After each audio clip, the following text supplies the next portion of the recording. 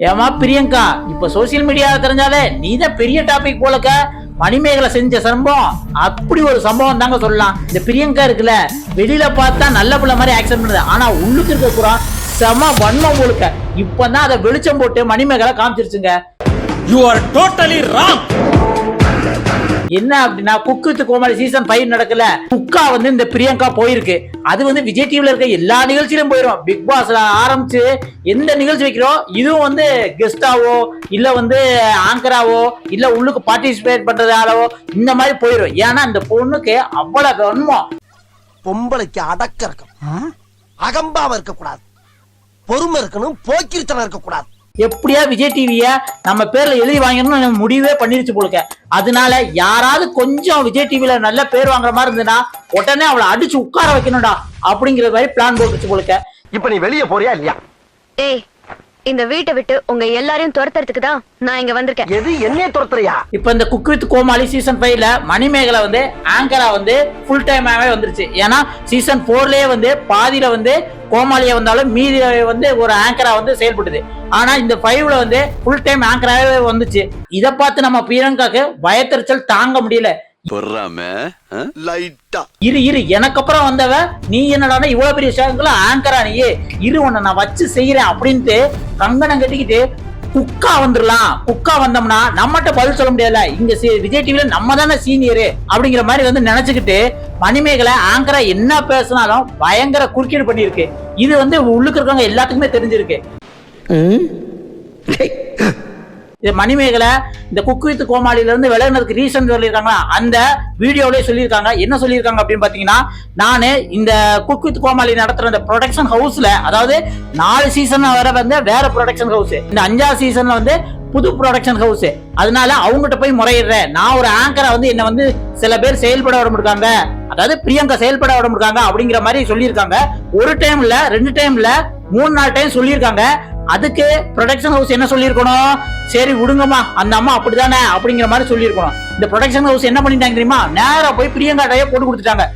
என்ன பறக்கான அது? ஏமா அந்த மணிமேகலை வந்து உன்னை பத்தி கம்ப்ளைண்ட் பண்ணிக்கிட்டே இருக்கு, அவளை என்னன்னு கேளு அப்படின்னு போய் போட்டு கொடுத்துட்டாங்க.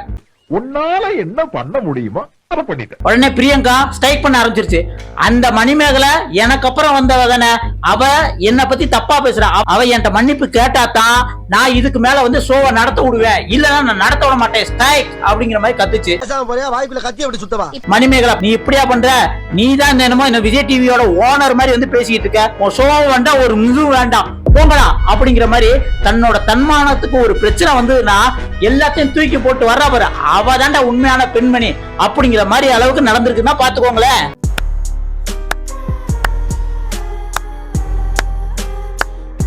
இதே வேற பொண்ணா இருந்து வச்சுக்கோங்க, அழுதுட்டு வந்து என்ன வந்து ஷோல வந்து இப்படி கொடுமைப்படுத்தினாங்க அப்படி கொடுமைப்படுத்தினாங்க அப்படின்னு சொல்லியிருப்பாங்க. ஆனா மணிமேகலை அவங்களோட யூடியூப் சேனலே கூலா சொல்லிட்டாங்க, இந்த வந்து நான் வந்து சிம்பதி கிரியேட் பண்றதுக்காக இப்ப வந்து நான் போயிட்டு கொடுக்கல, எல்லாருமே கேட்டாங்க அதனால நான் சொல்றேன். உண்மை என்ன நடந்தது அப்படின்னா, இப்ப இந்த சீசன் 5ல ஒரு பெண் ஹோஸ்ட் வந்து வந்திருக்காங்க, அதாவது குக்கா வந்திருக்காங்க. அவங்க நான் ஆங்கரா இருக்கு பிடிக்கல போலுக்க, நான் எது பண்ணாலும் வந்து என்ன டம்மி பண்ற மாதிரியே பண்ணிக்கிட்டு இருக்காங்க. அதுவும் அவங்ககிட்ட வந்து பூஜா தூக்கி அவங்கள புகழ்ந்து பேசினாதான் என்ன ஆங்கரா பண்ண விடுவாங்க, அந்த மாதிரி பண்ணிட்டு இருக்காங்க. அது எனக்கு அவசியமே கிடையாது. அட வெக்கம் கட்டுவீங்களா, இதுக்கு எதுக்குடா வெள்ளையங்கிலி மாலைன்னு? சுயமரியாதைக்கு ஒரு பிரச்சனை அப்படின்னம்னா இந்த மணிமேகலை வந்து அங்க இருக்கவே மாட்டா. இந்த பணம் புகழ் அதுக்கப்புறம் ஆப்பர்ச்சுனிட்டி இதெல்லாம் வந்து 2வது பட்சம் தான். எனக்கு ஃபர்ஸ்ட் வந்து செல்ஃப் ரெஸ்பெக்ட் இல்ல அப்படின்னம்னா அந்த இடத்துல நான் இருக்கவும் மாட்டேன். இது வந்து நான் சின்ன வயசுல இருந்ததே கத்துக்கிட்டது. கோடி ரூபாய் கொடுத்தாலும் சில விஷயங்களை நான் செய்ய மாட்டேன். அதுல முதல் விஷயம் இது. நான் 2019 இருந்து குக் வித் கோமாளில இருக்கேன். கடந்த 4 வருஷத்துல இந்த ப்ரொடக்ஷன் வந்து வேற ஏதாவது இருந்தது, அவங்க நல்லா சப்போர்ட் பண்ணாங்க. அதே மாதிரி விஜய் டிவி எனக்கு ரொம்ப சப்போர்ட் பண்ணாங்க, அதுக்கு விஜய் டிவிக்கு நன்றிகள் அப்படின்னு சொல்லிட்டாங்க. ஆனா இப்போ உள்ள ப்ரொடக்ஷன் ஹவுஸ் வந்து அந்த பெண் தொகுப்பாளர் அதான் பிரியங்கா பேச்சை கேட்டுக்கிட்டு நான் வந்து அவங்களை அனுசரிச்சு போனோம்னா நிறைய ஆப்பர்ச்சுனிட்டி அது மூலம் எனக்கு கிடைக்குமா, பொறுக்கி அப்படி அவசியமாயிரே இல்ல அப்படிங்கிற மாதிரி வந்து அவங்க சொல்லிட்டாங்க. நான் வந்து ஃபுல் டைம் ஹார்ட் ஒர்க்கர், அதாவது இதுக்கு முன்னாடி குக் வித் கோமாளில 4 வருஷம் வந்து நான் கோமாளியா இருந்திருக்கேன் 2019 இருந்து. அப்பெல்லாம் வந்து ஆளா வர்றது நான் தான், கடைசி ஆளா போறது நான் தான். Big fan of your work. ஆனா இப்ப ஆங்கர் ஆன உடனே இது நிறைய பேருக்கு பிடிக்கலன உடனே என்ன எப்படியாவது வந்து டம்மி பண்றதுக்குன்னு நிறைய வேலை பண்றாங்க. அப்படி என்ன மதிக்காத இடத்துல அடுத்தவங்களுக்கு பூஜா தூக்கி இருக்குன்னு அவசியம் இல்லை, அதனாலதான் தூக்கி போட்டு வந்துட்டேன். பிரியங்காவுக்கு என்ன ஆசை, அவங்க தானே தலைமையா இருக்கணும், இருந்துட்டு போட்டாங்க. நான் கடவுளை வேண்டிக்கிறேன், அவங்களுக்கு கிடைக்கிற எல்லா ஆப்பர்ச்சுனிட்டியும் பிரியங்காவுக்கே கிடைக்கட்டும். என்ன மாதிரி இன்னும் நிறைய பேர் வந்து பாதிக்கப்படாம இருப்பாங்க. ஏன்னா அந்த விஷயத்துல பிஸி ஆயிட்டாங்கன்னா இந்த மாதிரி எங்களை மாதிரி ஆளுகளை வந்து தாக்க மாட்டாங்களே. இவ்வளவு கேவலப்பட்ட ஒரு பொழப்பு தேவையா? யாராவது உலகத்துல வந்து அடுத்தவனை கெடுக்கணும்னு வாழ்வாங்களா? அப்படிதான் இங்க சில ஜென்மங்கள் வாழ்ந்துகிட்டு இருக்கு அப்படின்ட்டு கழுவின்னு ஊத்துச்சு. இதுக்கு பிரியங்கா என்ன பதில் சொல்ல போறாங்கன்னு தான் தெரியல. பிரியங்கா நினைச்சாங்க இந்த கார்பரேட் அரசியல்ல நம்மள அடிச்சுக்க யாரு இல்ல, குழந்தை எவ்வளவு பார்த்திருப்பேன். ஏன்னா பிக் பாஸ் உள்ளுக்கு வந்தப்பே நிறைய பேர் சொன்னாங்க, இந்த பிக் பாஸ் உள்ளுக்கு வந்த உடனே இந்த பிரியங்கா அந்த பிக் பாஸ்க்கு உள்ள மவுசே வந்து கெடுத்துருச்சு.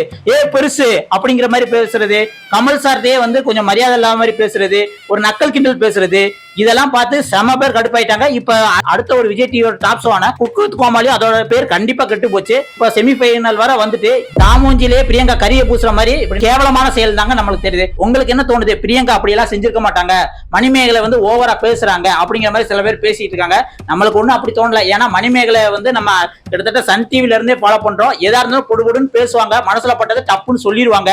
அது வந்து நல்ல விஷயமா இருந்தாலும் சரி, கெட்ட விஷயமா இருந்தாலும் சரி, மனசுக்குள்ள வஞ்சனை வச்சுக்கிட்டுலாம் வந்து அடுத்தவங்களை தாக்க மாட்டாங்க. அப்படிதான் நம்மளுக்கு தோணுச்சு.